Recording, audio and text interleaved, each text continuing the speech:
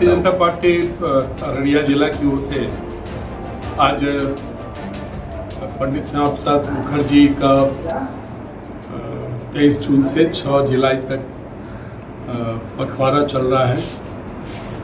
और इस पखवाड़े के अंतर्गत समाज के विभिन्न वर्गों के बीच में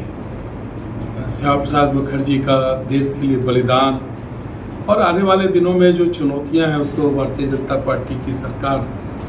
इस प्रकार से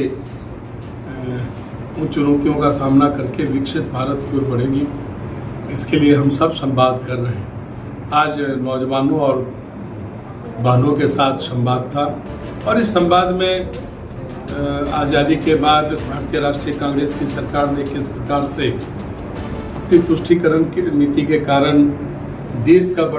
के बंटवारा से लेकर और कश्मीर के प्रति जो उसका दृष्टिकोण था उसकी विस्तार से चर्चा की गई और हम सब सैद्धांतिक रूप से सांस्कृतिक राष्ट्रवाद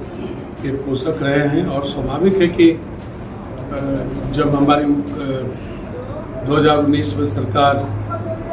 ने धारा 370 को हटाने में कोई कोताही नहीं बरती है, इस बात का प्रमाण है कि हम नीतियों का आधारित राजनीति करते हैं। इसलिए जब कांग्रेस ने धारा 370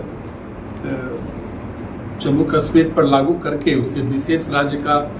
दर्जा देकर भारत को विखंडित करने की एक साजिश का कांग्रेस में एक हिस्सा बन गई थी, लेकिन यशस्वी प्रधानमंत्री नरेंद्र मोदी जी ने जब अवसर आया, जब बहुमत आया पार्लियामेंट में, तो उसे हटाने में एक जरा भी संकोच नहीं किया। हम सब विकसित भारत के निर्माण के लिए दृढ़ संकल्पित हैं और इस विकसित भारत में एक सांस्कृतिक राष्ट्रवाद श्यामा प्रसाद मुखर्जी, पंडित दीनदयाल उपाध्याय ने देश के बारे में जो उनकी सोच है, उन सोचों को हम लागू करने का काम कर रहे हैं। Thank you.